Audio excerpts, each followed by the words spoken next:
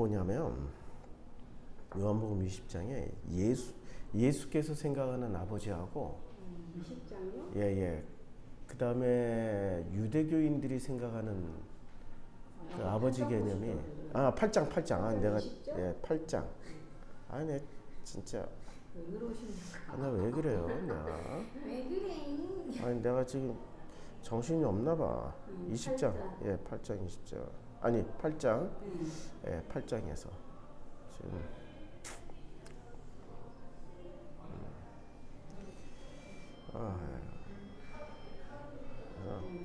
찾았어요. 8장에서 보면 아주 중요한 얘기를 해요. 예수께서 서로 유대인하고 논쟁을 하는데 그 유대인하고 논쟁하는 말씀 중에 이제 8장 23절에 예수께서 뭐라고 얘기하시냐면 예수께서 이르시되 너희는 아래서 났고 나는 위에서 났으며 너희는 이 세상에 속하였고 나는 이 세상에 속하지 않았다. 이 말씀이 이게 이원론 쪽으로 말씀하신단 말이에요. 이원론. 근데 여기서 우리는 좀 철학적인 질문을 던져야 돼요. 예수는 이원론을 깨러 오신 분인데 이원론으로 말씀하신가? 왜 그럴까요? 이 사람들이 이원론 철학을 가지고 있으니까 이론론으로 아무리 얘기해봐야 못 알아듣는 거야. 못 알아들으니까 이론론으로 설명을 못하고 이원론으로 해주는 거예요. 그 남태평양의 어디 섬에서는 양이라는 짐승이 없는 거야. 돼지만 있어. 주식이 돼지야. 고기는 돼지하고 생선밖에 몰라. 거기에 선교사가 가가지고 보라 하나님의 어린 양이로다. 이해를 못하니까 뭐라고 성경을 쓸 때 뭐라고 써요? 보라 하나님의 어린 돼지로다. 이렇게 해야 알아듣는 거야. 그러니까 그 사람들 알아들으라고 오리지널은 어린 양인데 양으로 못 쓰고 돼지로 쓰는 거예요. 마찬가지야. 지금 이론론을 끌어다 쓰는 게 이 사람들이 이론론이라고 들어본 적이 없는 거야. 그건 놀라운 일이야. 왜냐하면 성경의 세계관은 이론론이에요. 이 정도로 유대교인들이 자기도 모르는 사이에 성경의 세계관, 가치관, 이론론, 철학을 상실해버린 거야. 그러니까 뭐든지 마귀, 사탄, 천사가 들어가야 이해를 하고 하늘과 땅이라는 대립각도로 설명을 해야 이해를 하고 이 세상과 저 세상이라는 대립각으로 설명을 해야 이해를 할 수 있는 그런 수준으로 전락을 해버린 거예요. 그러니까 8장 23절에 예수가 어쩔 수 없이 나는 위에서 났고 너는 아래에서 났고 너희는 이 세상에 속하였고 나는 이 세상에 속하지 않았다. 근데 이 말씀을 신학자들 또한 이걸 진리로 받아들여요. 이원론으로. 왜냐면 신학자들의 뇌 구조도 태어나는 순간 이론론이니까 이원론이니까 이 세상에 속해 있기 때문에 이원론으로 세팅됐다고. 근데 이원론의 대표가 뭐냐면 성경에서 선악 지식이야. 선과 악의 대립구도 이원론이잖아. 선악 지식이란 말이야. 이게 이원론이에요. 이렇게 이 세상에 태어나는 모든 인간들은 이때 당시 유대교인을 포함한 지금까지의 모든 인류는 선악이라는 이원론 가운데 만들어진 지식이야. 그걸로 세팅이 돼 있어. 그러니까 예수께서 8장 24절에 너희는 아래에서 났고 나는 위에서 났으며 너희는 이 세상에 속하였고 나는 이 세상에 속하여 있지 않다. 이렇게 말씀하신 말씀은 여전히 현재 진행이에요. 왜냐면 우리가 이원론의 세계관에서 살고 있으니까. 24절 그러므로 내가 너희에게 말하기를 너희가 너희 죄 가운데서 죽으리라. 누구 죄 가운데서 죽어요? 너희의 죄예요. 이거 굉장히 중요한 얘기라고. 너희의 죄야. 근데 바울은 너희의 죄를 어떻게 만들어놔? 일반론적인 죄로 바꿔요. 머리로 지은 죄, 눈으로 지은 죄, 입으로 지은 죄, 귀로 지은 죄, 목으로 지은 죄, 손으로 지은 죄, 발로 지은 죄, 하나님을 두지 않은 죄. 바울이 열거한 죄는 전부 다 누구의 죄예요? 예수가 말한 너희의 죄야, 그게. 그러니까 너희의 죄가 있고 그 다음에 자기의 죄가 따로 있는 거야. 예수가 말하는 죄가 너희의 죄하고 예수가 말하고 있는 죄는 달라. 지금 개념이 다르다니까. 그럼 여기서 예수님께서 말하는 너희 죄는 뭐라는 거죠? 자, 그 마태복음 6장으로 한번 가요. 이 개념을 우리는 마태복음을 읽으면서 이걸 잘 이해를 못하더라고. 마태복음 6장. 자, 여기 마태복음 6장. 그 여기 보면 6장 12절. 우리가 우리에게 죄 지은 자를 사하여 준 것 같이 우리 죄를 사하여 주옵시고. 여기서 우리가 누굴까요? 우리가 누굴까? 주기도문이란 말이야, 이게. 주기도문인데 너희는 6장 9절에 보면 우리라는 개념이 나와요.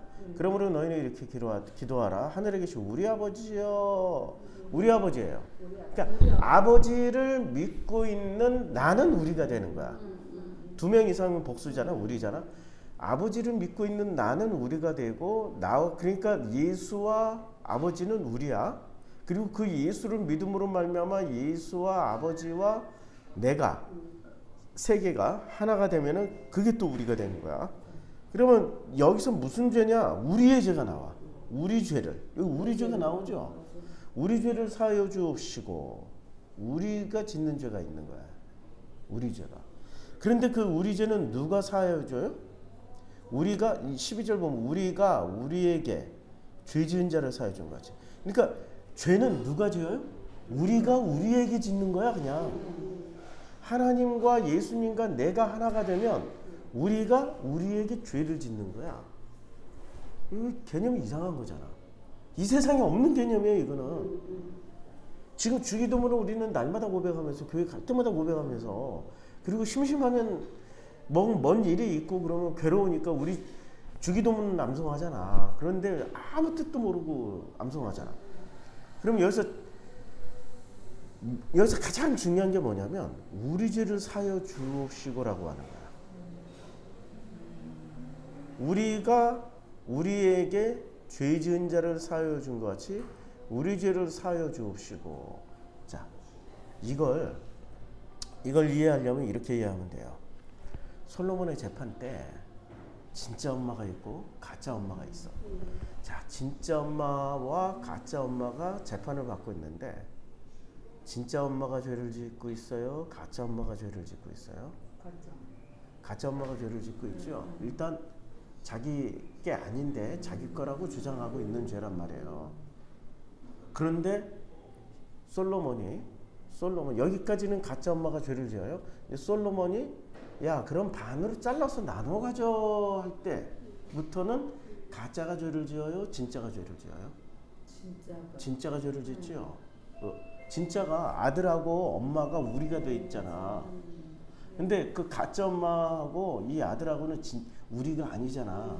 우리가 아니니까 반 잘라서 나눠 갖자 이렇게 나오는 거고, 아니, 나눠 갖자니까 나누자고 잘라서 나눠 갖자고 막 이렇게 오히려 이제 더 세게 주장을 하게 되는 거죠. 그런데 진짜 엄마는 그때부터 어떻게 해요? 살리기 위해서 어떻게 해? 포기를 하는 죄를 짓는 거야. 그게 죄야 지금. 이해가 되죠? 그게 우리 죄라고. 다시 요한복음 12장으로 갑시다. 아니 8장. 아니 왜 계속 12장이라고 할까? 요한복음 8장 20절. 자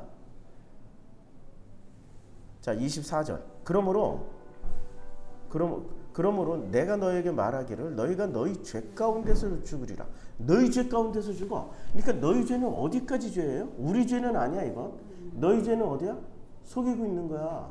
가짜 엄마처럼. 남의 아들은 내 아들이야. 내 아들이라니까. 그리고 가짜를 진짜로 내 엄마라고 믿고 있는 죄. 그게 죄야 지금. 이 사람들의 죄는 진짜 아버지를 아버지라고 하지 않고 가짜를 진짜라고 믿고 있는 거야. 이게 솔로몬의 재판이라니까. 핵심 내용이야. 너희가 만일 내가 그인 줄 믿지 않으면 너희 죄 가운데서 죽으라. 그러니까 내가 누구라고요? 나는 위에서 왔고 이 세상에 속해 있지 않아. 이러면 어디에 속해 있다라는 거예요? 유대교인들이 믿고 유대인들의 세계관에서는 하늘에 있으니까 하나님에 속해 있는 사람이고 이 세상이 아니고 다른 차원에서 왔으니까 이건 전혀 다른 자기보다 차원이 높은 그런 존재라고 믿어야 되는 거란 말이야. 근데 그렇게 안 믿고 있는 거야. 그게 죄야. 지금 예수께서 오신 목적은 뭐라고요? 바울이 오신 목적은 내 자식 만들어서 내 아들이라고 주장하려고 하는 거야. 바울은 이 세상에서 자기가 아들을 낳아서 이 자식은 하나님 자식이야, 내 자식이야. 내 자식 만들려고 온 거고, 예수는 내 자식 만들러 왔어요? 아버지의 자식임을 가르쳐 주러 왔어요? 확실히 다르다니까. 그러면 예수의 죄는 진짜 엄마가 아들을 살리기 위해서 처음에는 가짜 엄마가 죄를 짓고, 요게 이제 너희들의 죄야. 너희들의 죄. 그리고 이 자식이 성장하면서 끝까지 아버지가 찾아와가지고 진짜 엄마가 찾아와서 다 성장한 다음에 네가 내 아들이야 얘기를 하는데 믿어요, 안 믿어요? 자기도 안 믿겨지는 거지. 그리고 끝까지 가짜를 진짜 엄마라고 믿고 있는 게 그게 너희들의 죄야. 건너와야 된다니까. 그 과정을 예수가 중간에서 왜 건너와야 되냐면, 예수는 중간에서 너무나도 상세하게 다 설명해 준 거야. 그 과정부터. 네가 납치당했고, 그 다음에 네가 납치당해서 어떤 과정을 통하여서 지금 살아남아 있는지를. 그러니까 진짜 엄마는 너를 너무 사랑해서 살리기 위해서 친권을 포기한 거야. 그게 죄야. 그걸 다 설명해 줬어. 그게 우리들의 죄라니까. 우리의 죄를 사여 주옵시고. 그걸 설명을 다 해줬어. 근데 이 아들이 그걸 끝까지 듣고도 못 믿어. 왜냐면 가짜한테 완벽하게 세뇌당한 거야. 가짜한테. 지금 예수가 지금 그 얘기를 하고 있는 과정이에요. 25절. 그들이 말하는 거야. 그들이 내가 누구냐? 이제 이때 묻는 거야. 내가 누구냐? 이제 정체성에 대해서 묻는 거죠. 아니 네가 누군데 우리가 믿고 있는 아버지를 왜 가짜라고 그래? 기분 나쁘게? 이런 얘기를 하고 있는 거예요. 이렇게 예수께서 말씀하신 게, 나는 처음부터 너희에게 말하여 온 자야. 처음부터. 그 처음이 언제예요? 솔로몬이라는 이야기야. 재판하면서. 솔로몬이야, 솔로몬. 그러면 이미 이때 예수님은 사도 바울이 이렇게 할 거라고 알고 이야기하신 건가요? 그런 건 모르지. 바울 새끼가 이렇게 나와서 할지는. 우리는 전부 다 신비주의에 쩔어가지고 이렇게 착각을 한다고. 모든 일을 다 알고 있는 그분이 왜 이래. 그러나 이런 건 알고 있지. 이 세상의 선악 시스템은 결코 만만하지 않다. 요거는 알겠지만 사울이라는 놈이 일어나서 다시 당신의 자녀들을 납치해서 지 자식으로 만드는 일은 반드시 할 거라는 것쯤은 알고 있는 거죠. 예, 일관되게 쓰신 거지. 그러니까 이 성경은 창세기 1장 1절부터 시작해서 요한계시록 마지막 장 마지막 절까지 일관된 내용이야. 단 한 번도 변한 적이 없어. 26절. 내가 너희에게 대하여 말하였고. 그러니까 너희에게 무엇에 대하여서 말하고 판단할 것이 많으나, 여기서 중요한 건 나는 처음부터 너희에게 말하여온 자이고, 그리고 판단할 것이 많으나 그러나 나를 보내신 이가 참되심에 내가 그에게 들은 그것을 세상에 말하기만 하는 거예요. 그러니까 예수는 자기 뜻대로 해요? 아버지 뜻대로만 해요? 그게 우리야. 그러니까 바울은 예수 이름으로 아버지의 이름으로 말을 하는데, 예수의 뜻과 아버지의 뜻대로 말을 해요? 지 뜻대로 말을 해요? 예수 이름, 아버지 이름은 졸라게 막 끌어다가 쓰고는 있는데 내용은 전부 지 뜻대로 얘기하는 거야. 근데 예수는 아버지를, 주 예수 그리스도와 하나님 아버지의 영광이 있을지어다 내가 아버지의 권위로서 너희들에게 말하노니 하면서 아버지의 지 뜻대로 말을 해요? 오직 그냥 아버지의 뜻대로만 얘기해요? 예수는 이런 말투도 쓰지 않았어. 바울하고는 너무 상반돼. 진짜가 인용을 많이 해요? 가짜가 인용을 많이 해요? 진짜는 오리지널이니까 인용할 필요가 없어. 가짜니까 언제나 늘 인용을 해. 그게 참 아이러니예요. 왜냐면 가짜는 진짜가 돼본 적이 없으니까 자꾸 자기의 권위를 보여주기 위해서 인용을 한다고. 예, 진짜는 우리가 이미 되어 있기 때문에 자꾸 인용할 필요가 없는 거야. 자꾸 인용할 필요가 없는 거야. 설교 시간에 어떤 새끼들이 인용 많이 해요? 가짜가. 뭐를 인용? 설교 시간에 무슨 뭐 어디 학자가 말하기를, 어디 신학자가 말하기를, 철학자가 말하기를, 과학자가 말하기를, 설교 시간에 누가 말하기를 굉장히 많이 인용해.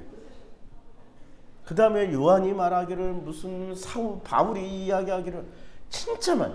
우리가 된 거예요? 따로따로야? 따로따로니까 막 계속 끌어다 쓰는 거야. 그게 바울식이라니까. 근데 진짜는 그렇게 얘기 안 해. 진짜는 우리가 되어 있기 때문에 다 소화시켜서 그의 뜻을 얘기한다고. 내 뜻을 얘기하는 게 아니야. 가짜는 그렇게 인용을 많이 하는데 결론은 뭐야? 결론은 미국은 위대하다. 내가 어렸을 때 내내 들었던 내용 설교는 요약하면 딱 그 미국은 위대하다. 하나님을 섬기는 미국은 하나님의 축복을 받았다. 우리가 그 미국을 따라가야 된다. 내가 어렸을 때 들었던 설교 내용이 요약하면 딱 세 마디야. 미국은 위대하다. 하나님이 축복해줘서 위대하다. 하나님을 잘 맺어서 위대하다. 그래서 미국 따라가자. 이 내용이에요. 복음 내가 들어본 적이 없어. 아, 욕 나와 이 씨발 진짜. 예. 어떻게 내가 이렇게 복음으로 건너오게 됐는지는 하나님의 뜻, 우리로 어떻게 만들어졌는지는 나도 신비한 과정이야. 그걸 신비하다고 하는 거야. 현실 세계에서 일어나는 걸. 무슨 뭐 갑자기 놀라운 걸로 거듭나고 그런 거 아니라니까. 거듭나면 시작일에 불과해. 그게 완성이 아니야. 자, 27절.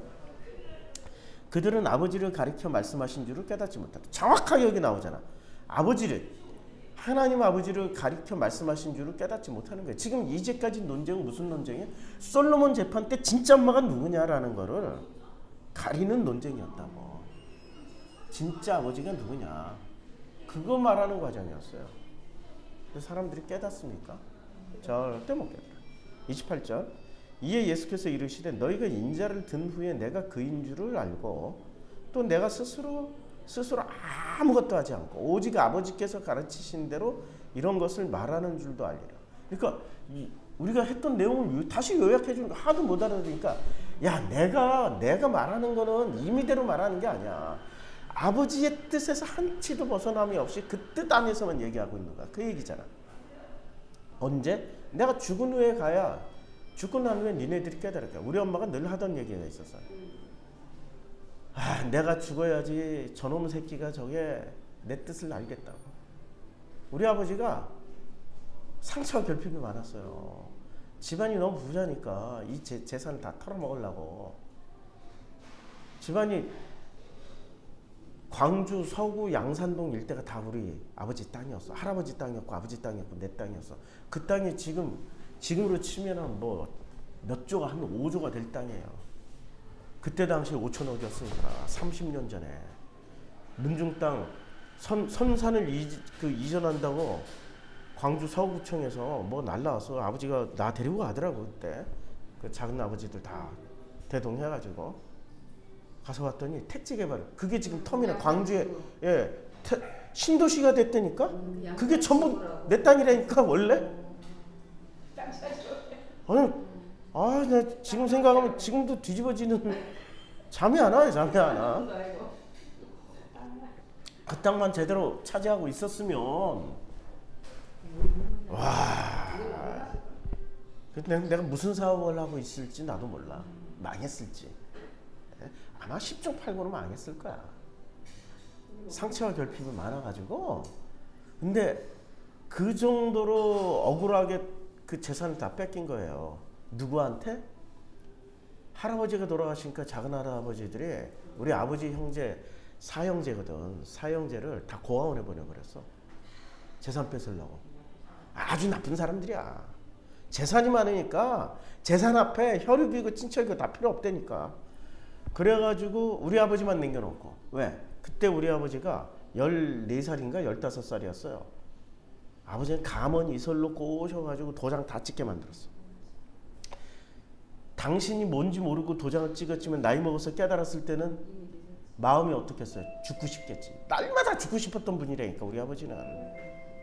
날마다.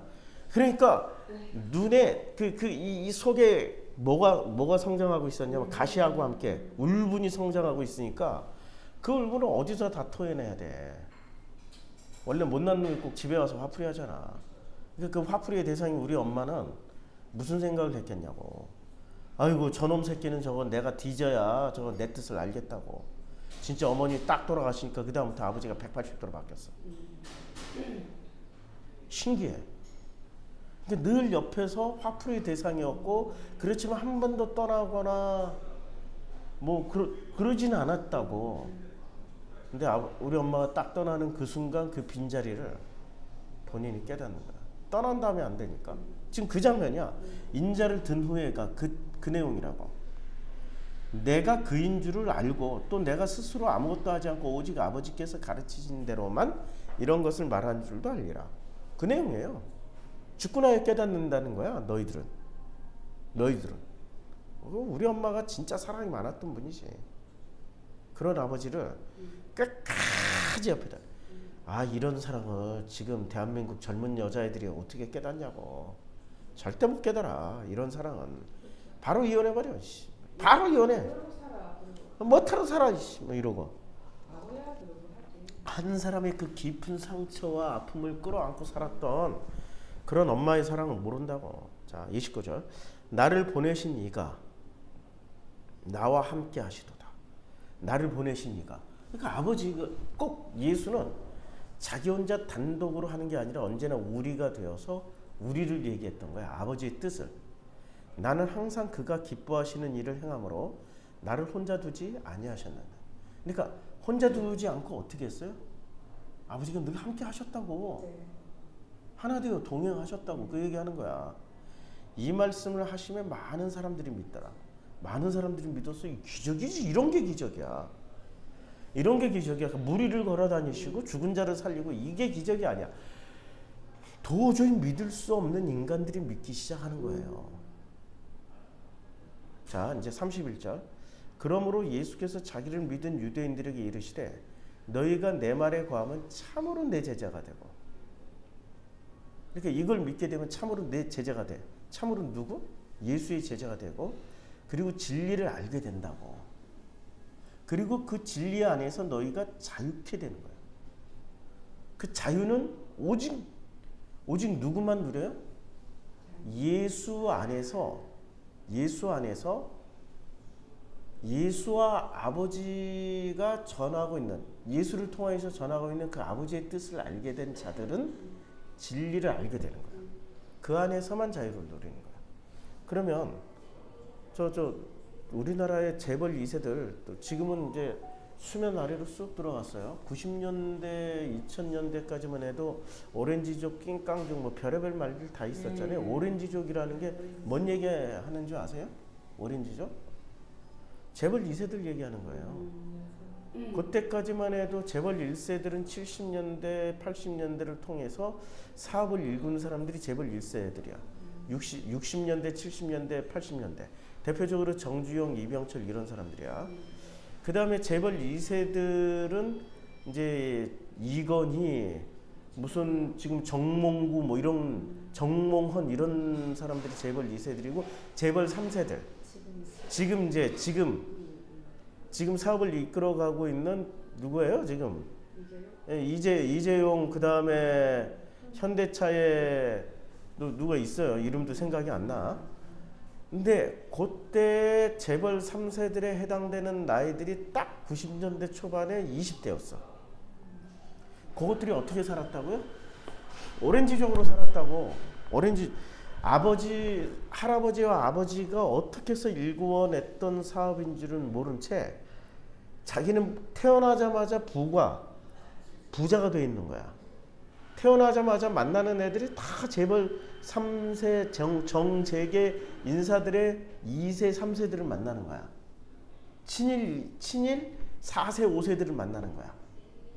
돈이 많잖아. 그때 수준으로 하루 저녁 술값만 1억 원을 쓰고 막 이랬던 놈들이 있어. 그때 거기에 끼어서 잘 놀았던 게 김사만의 아들 김하나였어. 내 비밀이 다 안 되니까. 그러니까 이런 것들이 똘똘 지들끼리. 그러니까 딴 세상에서 놀은 거야. 우리는 그때 당시 1,000원짜리 소주 한 병, 서민들은 퇴근하고 그거 한 병, 1,000원짜리 소주 한 병 갖고 있었을 때 이 새끼들은 1,000만 원짜리, 2,000만 원짜리 양주에 마약에 뭐 안 놀아본 게 없을 거 아니야. 거기에 연예계의 대표 그 여성 스타들 데리고 끼고 놀고 뭐 하룻밤 화대로 몇백만 원씩 쓰고 몇천만 원씩 쓰고 그랬던 놈들이니까. 그런데 이런 놈들이 누리는 걸 자유라고 할 수 있을까요? 자유일까요? 그걸 자유라고 얘기할 수 있을까? 자유가 아니지. 돈의 양이지. 그건 자유가 아니야. 돈의 양이야. 10,000원짜리 가지고 있는 사람이 누릴 수 있는 그 시간과 기회의 비용 대 하루 저녁에 몇 억을 쓸 수 있는 인간의 그 양이야. 그 차이가 있을 뿐이야. 그 마음은 자유냐고. 그건 자유가 아니라고. 그냥 돈의 양이라고. 근데 그걸 자유라고, 그 정도 수준을 자유라고 생각하고 있는, 착각하고 있는 인간들이 너무 많아. 그건 자유가 아니야. 돈의 양이야. 자기의 돈질을 할 수 있는 양이 많은 거야. 그리고 자기가 무슨 짓을 해도 그 돈으로 자기는 언제나 자유케 돼. 감옥에 안 가. 1,000원짜리 먹던 사람이 도둑질하면 바로 감옥에 가는데, 하루 저녁에 1억 원씩 쓸 수 있는 놈은 도둑질해도 운전기사가 대신 죄 뒤집어 쓰고, 누구를 통해서 알아요? 장지원이 아들 장로에 딴 놈이 죄 뒤집어 쓰고 감옥 간다니까. 그 새끼는 감옥 안 가. 누구야? 무슨 하버드에서 공부했다고 해서 그 국회의원까지 된 인간이 있잖아요. 아주 유명한 우리나라의 하버드 뭐 1세대, 2세대? 그 잘생기네. 잘생기네. 영화배우 아들. 맞아. 그 있었어. 걔 있었지. 있었어. 그 아버지가 영화배우라 돈이 영화배우 많아가지고 걔는 하버드에 뭐 지가 공부해서 갔어. 돈으로 들어갔어. 돈만 주면 다 들어가는 학교인데. 예. 근데 걔 딸이 미국에서 들어오면서 엄청난 마약을 가지고 왔어요. 걔 감옥에 갔어요? 안 갔어. 남궁훈인가 아들인가 됐어요. 예. 마약도 갖고 들어온 딸에. 예. 남궁인가. 예, 그럴 거예요. 나도 이름 몰라요. 이름 몰라. 그때 90년 초에 나는 하버드 학생이었다. 잘생겨가지고 잘생긴 데다가 하버드 다녔으니 책이 대박 나고 그냥 바로 국회의원 되고 지금 무슨 신문사 사장이야. 방송계에 있어. 그런데 그 딸이 마약 가지고 들어오다가 적발이 됐는데도 감옥 안 가요. 예. 그걸 자유라고 생각하는 거야.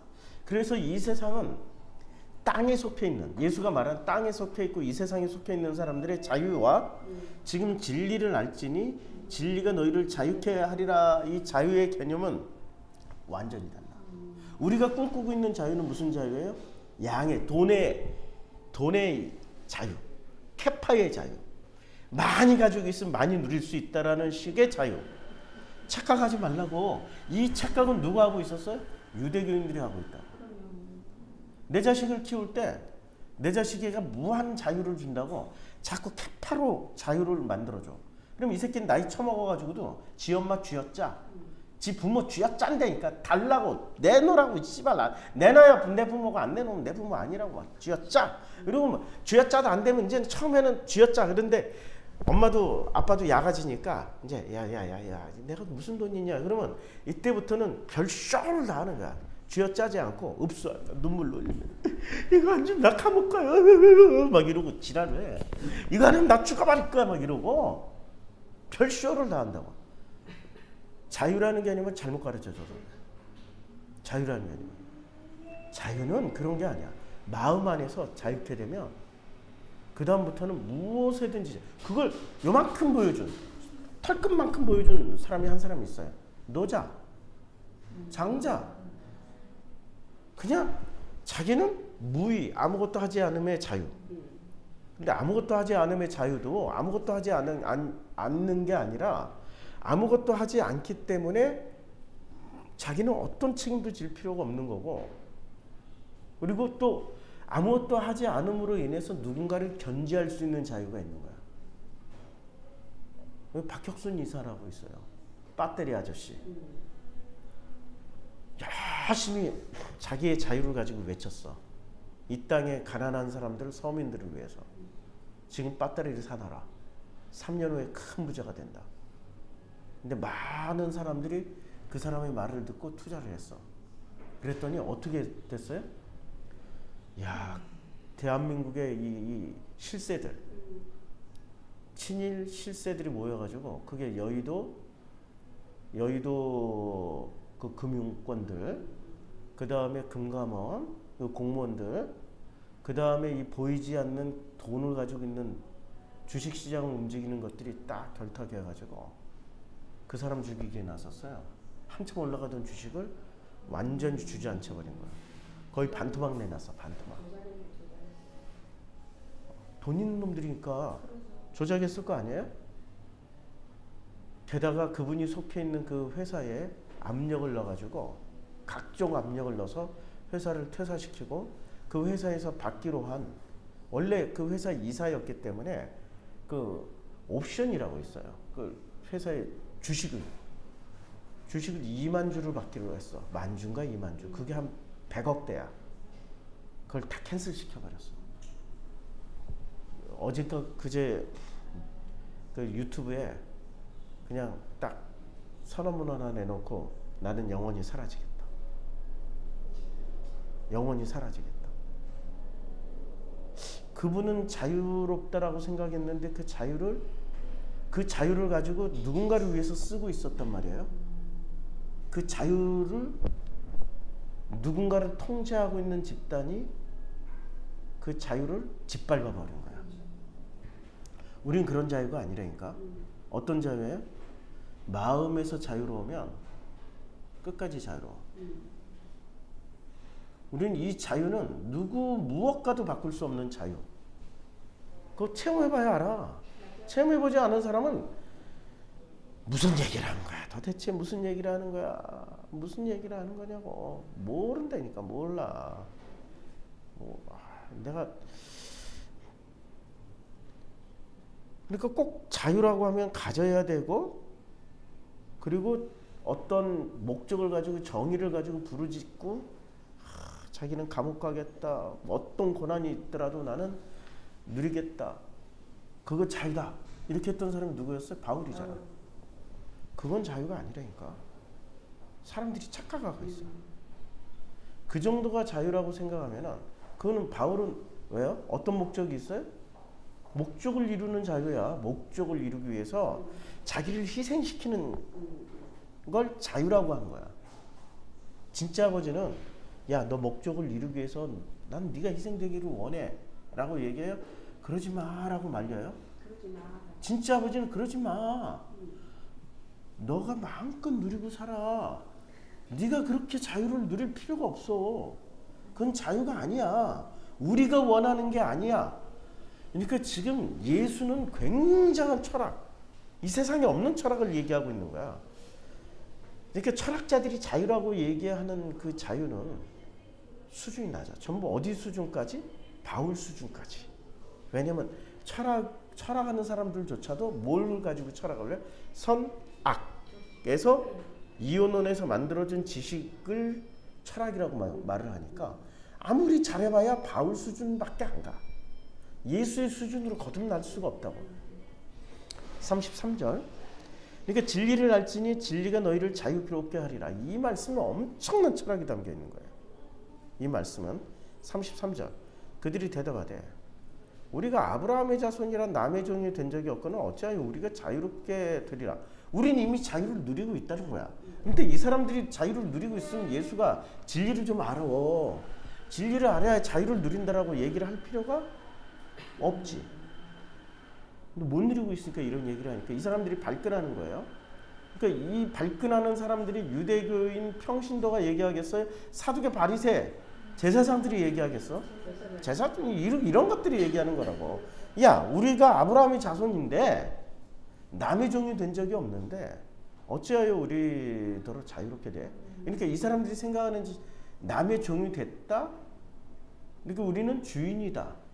종이 된 적이 없으니까 주인이야. 주인이 무슨, 우리는 이미 마음껏 자유를 누리고 있는데? 라고 얘기하는 거야. 종이 된 적이 없다고 얘기하는 거야. 근데 종이 된 적이 없는데 왜 바울은 말끝마다 왜 주의 종이 된 사도 바울은 전부 다 자기를 뭐라고 소개해요? 종된 바울은. 근데 예수는 종이 되라고 그랬어요? 우리가 되라고 그랬어요? 아버지와 아들 된 관계를 우리라고 한 거라고. 아들이 된 나야. 그 다음부터는 아버지의 뜻은 뭐예요? 열심히 살아서 기독교를 전파해? 이렇게 말을 했어요. 그 아버지는 야, 그냥 넌 이제 진리를 알았으니까 진리를 누리면서 살아. 그게 자유야. 누리면서 살아. 그게 자유라니까. 너무 열심히 살지 마. 그건 이 세상에서 말하는 거고 땅에서 말하는 거고, 이제 예수의 말대로 이원론으로 설명해주면 사람들이 쉽게 알아들어. 그건 하늘에서 원하는 게 아니라 땅이 원하는 거고, 내 나라가 원하는 게 아니라 이 세상이 원하는 자유야. 그런 자유는 누리지 마. 그건 자유가 아니야. 그건 종이야, 종. 논리가 다른 거예요. 33절. 그러니까 자기네들은 종된 적이 없어. 남의 종이 된 적이 없어. 우리는 자유를 누리고 있는데 네가 어찌하여 자유롭게 되리라고 하냐? 이렇게 묻는 거예요. 34절. 예수께서 대답하시되 진실로 진실로 너희에게 이르노니 죄를 범하는 자마다 죄의 종이라. 그러니까 여기서 죄는 무슨 죄예요? 예수는 우리는 우리의 죄가 아니라 너희의 죄라고 그랬다고. 너희의 죄는 무슨 죄야? 아니, 아버지를 잘못 알고 있는 죄야. 그러니까 바로 본질을 예수가 깐 거야. 아브라함의 자손이 아니라니까. 너희는 너희 아버지는 아버지가 아니야. 너희 아버지는 가짜야. 그러니까 그게 죄야. 가짜를 진짜로 믿고 있는 게 죄라고. 예수가 말하고 있는 죄는 바울이 말하고 있는 죄하고 차원이 다른 거야. 바울은 겨우 입술로 지은 죄, 손으로 지은 죄, 눈으로 지은 죄, 코로 지은 죄, 귀로 지은 죄, 무슨 손으로 지은 죄, 발로 지은 죄, 몸으로 지은 죄, 머리로 지은 죄, 이런 걸 죄라고 얘기하는데 예수는 차원이 다른 죄를 얘기하고 있다니까. 무슨 죄? 솔로몬 재판에서 가짜 엄마를 진짜라고 믿고 살고 있는 그 죄. 예. 그래서 예수께서 대답하시되 진실로 진실로 너희에게 이르노니 죄를 범하는 자마다 죄의 종이라. 34절. 종은 영원히 집에 거하지 못해도 아들은 영원히 거해. 종은 아무리 그 집에 충성되고 열심을 다해도 그 족보에 올라가요? 안 올라간다니까. 착각하지 말라고. 바울을 따라서 열심을 낸다고 천국 족보에 올라가? 그걸 생명책이라고 그런다고. 생명책이 뭐 기록 못 돼. 생명책에는 그 가문의 아들들만 이름이 기록돼. 내가 하동정 씨 좌정 오빠 27대 장손이야. 우리 집에 족보가 이만큼 있어서 어려서부터 그 아버지한테 족보 교육을 받았어. 나도 모르는 정응 할아버지가 어쩌고 어려서부터 그 한문 다 한문으로 써져 있잖아. 한숨 쉬면서 들었다고. 근데 그때 아버지가 설명해 주는 족보만큼 나는 설명을 할 수가 없어. 왜요? 관심이 없으니까. 들어도 건성으로 들었어. 그냥 건성 들었지만 족보가 뭔지를 어린 시절부터 알았기 때문에 성경의 족보의 내용을 확실하게 알 수 있어요. 족보의 본질은 그 집안의 가문에서 태어나서 그 가문에서 인정하는 자만이 족보에 올라가. 아무리 가문에서 태어났어도 개 지랄, 이 가문에 먹칠한 새끼는 족보에서 제해버려. 아무리 친혈통이라도 제해버리면 끝나는 거야. 그리고 양자라도 이렇게 입적을 시키잖아요. 입적을 시키고 그 가문에 걸맞는 행세를 하면은 족보에 이름 기록해줘. 족보에 올라간다니까. 족보는 들어갈 수도 있고 나올 수도 있는 거야. 그래서 그 족보라는 개념이 성경에서 창세기는 성경에는 족보가 엄청 많이 나와요. 이 족보의 개념은 절대적이지 않아. 들어갈 수도 있고 나올 수도 있어. 그런데 들어가고 나오는데 가장 중요한 기준은 뭐냐? 열심을 냈느냐 안 냈느냐가 중요한 게 아니야. 그 가문의 뜻대로. 그러니까 가문의 뜻이란 건 그 가문을 창설하신 아버지의 뜻대로 살면은 족보에 들어가 있고, 아버지의 뜻대로 살지 못하면 족보에서 빠지게 돼 있다니까. 근데 바울의 족보를 선택한 사람은 어떤 착각을 하고 있냐면 열심히만 살면 족보에 들어가 있다라고 믿는 거야. 누구를 따라서? 하나님 아버지의 뜻에 따라서가 아니라 바울 아버지의 뜻에 따르면은 열심히, 그 뜻에 따라서 열심히 살면은 족보에 들어가 있다고 믿게 되는 거야. 아니야. 바울의 족보에 들어가 있다고. 그게 차이라고. 그래서 종은 영원히 집에 거하지 못하되 아들은 영원히 거하나니. 굉장히 중요한 말이에요. 그러므로 아들이 너희를 자유롭게 하면 너희가 참으로 자유로우래. 아들이 자유롭게 하면 돼. 그러니까 그 족보에 제일 족보, 최초로 족보를 창시하신 그 아버지는 지금 계셔요, 안 계셔요? 만날 수도 없어. 그 아들이 지금 대신해서 왔으니까. 그런데 이 아들은 그 족보에서 말하고 있는 그 모든 조상들이 말하고 있는 뜻을 가지고 온 거야. 그러니까 이 아들의 뜻을 알게 되면은 자유롭게 되고, 아들의 뜻을 모르는 채 유대교인들, 바리새의 족보를 따라가면 바리새만 되는 거야. 그 얘기를 하는 거예요. 나도 너희가 37절 너희가 아브라함의 자손인 줄 아노라. 그러나 내 말이 너희 안에 있을 곳이 없으므로 나를 죽이려 하는도다. 내 말이, 이렇게 예수가 하셨던 말이 너희 안에 없어. 왜 없어요? 이 사람들의 뇌구조는 선악 지식이지 이런 논이 아니야. 있을 수가 없어. 나는 내 아버지께서 본 것을 말하고 너희는 너희 아비에게. 여기서부터 아버지가 둘이 나와. 엄마가 둘이 나온다니까. 솔로몬 재판처럼. 예수의 아버지가 있고 너희 아버지가 있는 거야. 너희 아버지의 뜻에 따라 사는 게 다 죄야. 내 아버지의 뜻에 따라서 살면 무슨 짓을 해도 그는 죄가 아니야. 신기하죠? 이게 놀라운 거야. 그래서 이제 39절 대답하되 이르되 우리 아버지는 아브라함이다 하니, 이제 유대교인들이 예수께서 이르시되 너희가 아브라함의 자손이면 아브라함이 행한 일들을 했을 거야. 근데 아브라함이 행한 일들을 이 사람들은 어떤 수준으로 생각하고 있어요?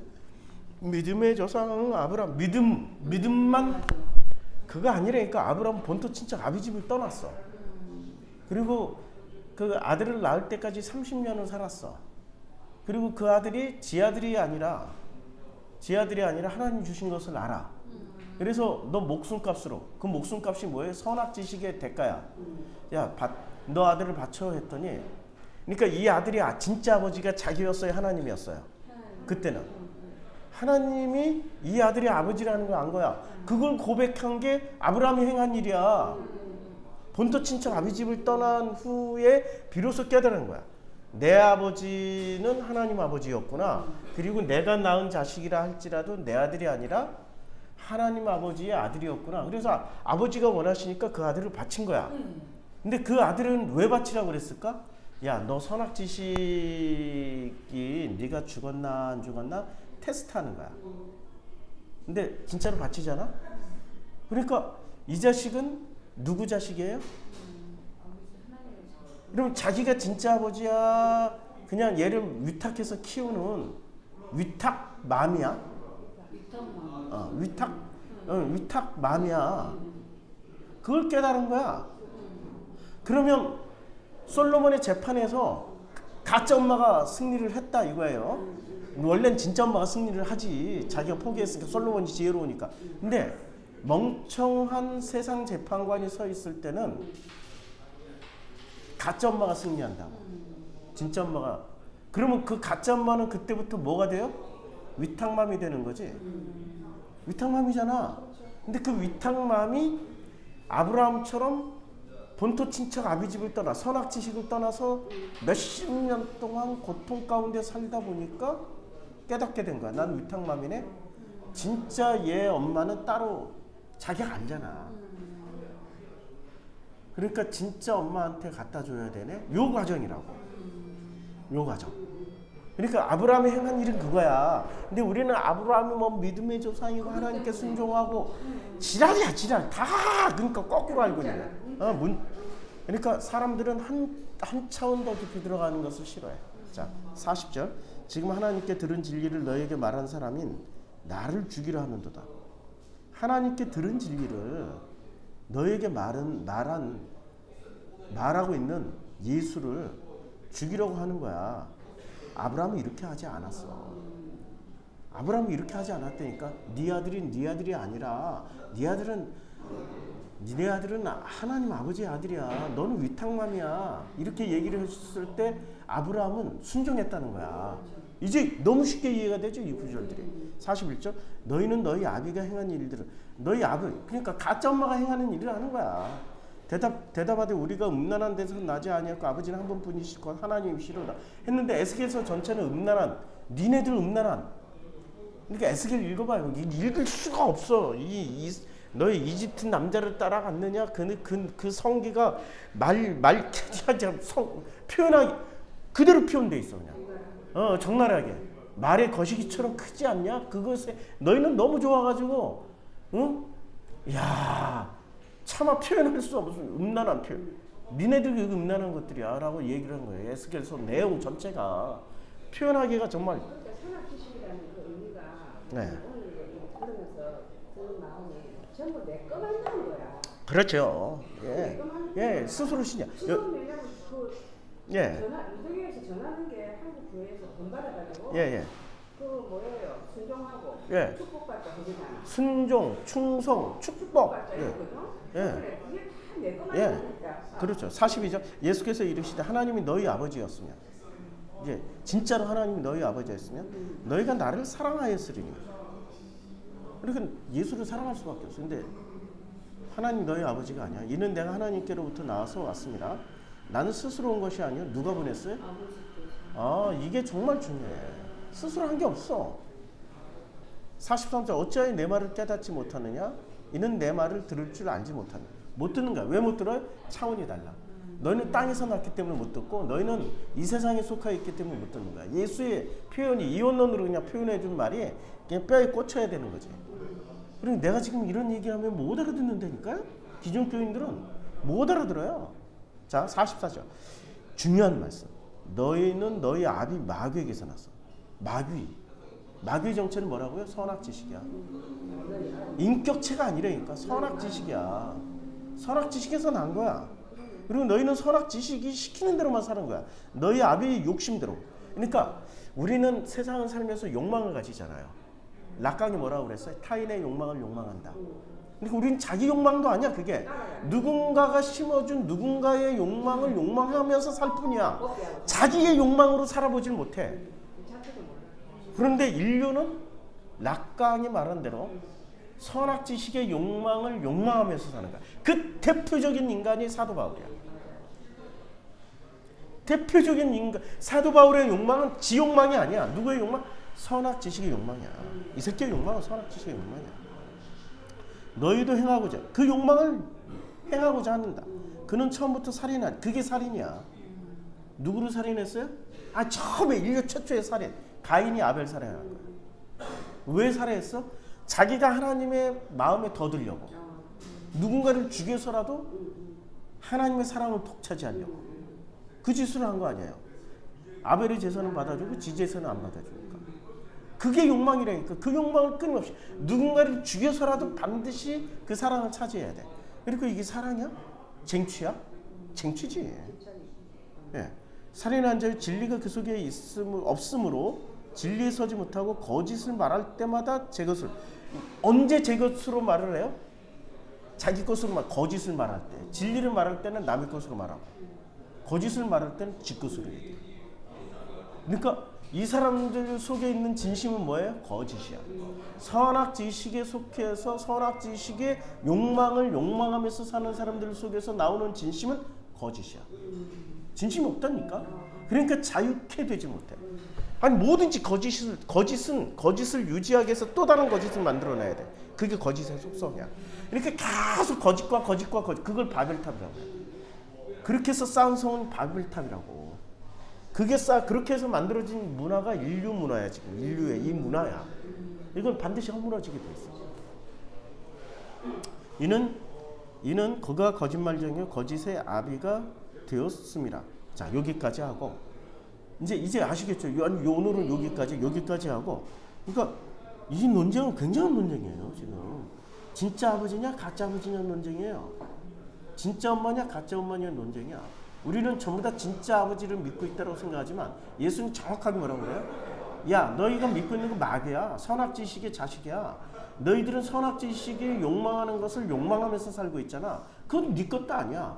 그게 너희 속에서 나오는 건 진짜 하나도 없어. 다 가짜야. 거짓을 진심이라고 믿고 사는 거야. 얼마나 불행해. 허무해. 허무하고 불행한 거야. 그러니까 사람들이 살면서 기쁨이 없어. 자유가 없어. 허무해. 내가 어제 만성동에 갔잖아요. 미술학원 갔다 왔잖아. 우리 진영이 그 만성동이 전주에서 제일 잘 사는 사람들 모인 데 아니야. 만성동이요? 예, 혁신지구. 예. 그냥 거기에 졌었지. 만성동 뒤에 졌었잖아. 거기 뭐, 또 있어요? 미술관도 있어요? 아니. 집사님이 하는 미술학 거기 가가지고 거기에 한 초등학교 뭐 3학년부터 6학년짜리 애들이 막 그 놀이터 와서 노는데 축구공 가지고 노는 거야. 우리 진영이가 놀랍게 축구공을 엄청 좋아해요.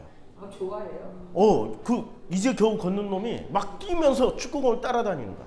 그러면 전에 웬만한 오빠들 같으면 야 하고 툭 주고 그러는데 걔네들이 뭐라고 하면서 노는 줄 아세요? 야, 쟤 얼굴 맞춰. 애기한테. 애들이 너무 이상한 거야. 얼굴을 맞추라고. 큰 놈이 작은 애한테 막 시키는 거야. 근데 이 작은 놈이 얼굴을 안 맞추고 얘는 착한 애야. 이렇게 진영이 그 공을 갖다 주니까 얘는 확 가가지고 확 뺏어가지고 빵 차버리고 진영이 또 막 그 공을 따라가고. 예. 애들이 그렇게 약해. 애기를 보면 그래도 긍정적으로 예뻐가지고 그쵸. 해야지. 예.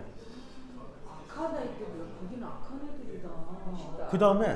얼굴을 맞추라고. 그 다음에 그 태권도복 입은 애들 초등학교 1학년, 2학년 애들 왔어요. 근데 진영이가 이제 미끄럼틀에서 노는데 진영이를 도와줄 생각은 안 하고 얘네들이 뭐 하냐면 나 이런 것도 할 줄 알아요. 내 어른이니까 나 이런 것도 할 줄 알아요. 막 서커스 하듯이 미끄럼을 이상한 자세로 올라오고 와 너희들 되게 잘한다 이랬더니 태권도복 입은 애들이 막 우르르 몰려들더니 지들이 잘하는 걸 막 자랑질하는 거야. 애기한테는 관심이 없어. 인정받으려고. 되게 이상해. 인정욕구에 계속 뿌리잖아. 그래서 내가 깨달았지. 저거는 쟤들 잘못이 아니지 지 부모들이 이상한 그래, 거야. 부모가 그렇게 키운다. 하루아침에 그런 게 아니잖아. 지들이 그러니까 이제 미술학원 원장한테 물어봤어. 여기 부모들이 어때요? 그랬더니 하우스 푸어. 좋은 집에선 사는데 월급의 대부분은 빚 갚는 데로 쓰는 거야. 그러다 보니까 어떻게 애들이 살아요? 여유 없이 사는 거야. 앞에서 애는 이렇게 자기 자식한테 좋은 거 주려고 저렇게 좋은 음식 예쁜 거 학원 멋지게 보내고 하는데 애들은 영물이거든. 앞에서 보여주는 이 모습뿐만이 아니라 그 뒤에 흐른 뉘앙스까지 다 배우는 애들이거든. 뭐를 배워요? 각박함을 배우는 거야. 경쟁을 배우는 거야. 그리고 이 엄마들이 끊임없이 비교해. 자기 전주 어디서 이렇게 살다 갑자기 좋은 집에서 살면서 끊임없이 비교하는 거야. 그러니까 애들이 서로 경쟁하고 비교하고 그러니까 조그만 자기보다 약한 애 나오니까 얼굴 맞춰 막 이러고 야 끔찍하죠? 의사들만 사는데 갑자기 좋은 집만 있는 의사들만